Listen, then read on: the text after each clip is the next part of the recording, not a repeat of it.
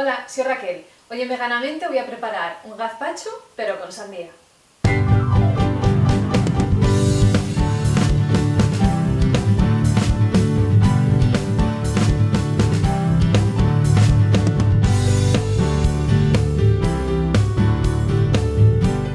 Para hacerlo vamos a necesitar sandía madura, cebolleta, ajo, pepino, unos tomates maduros, pimiento rojo, aceite, sal y vinagre.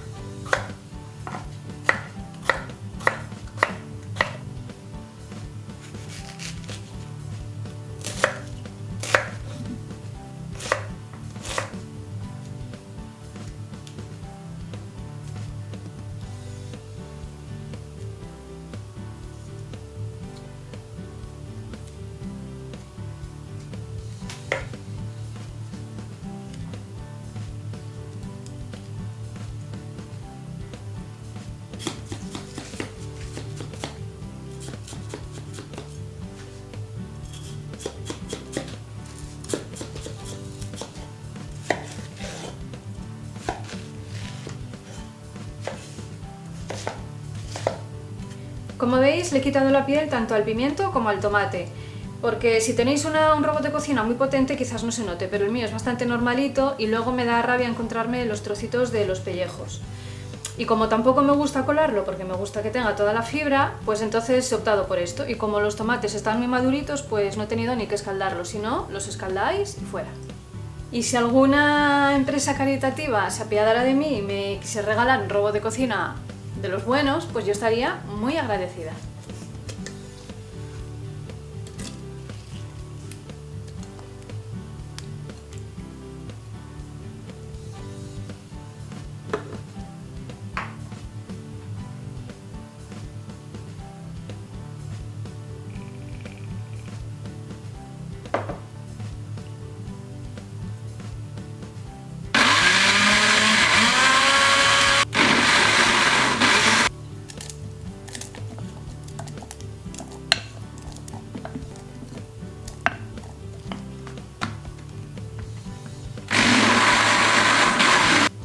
Y este es el resultado.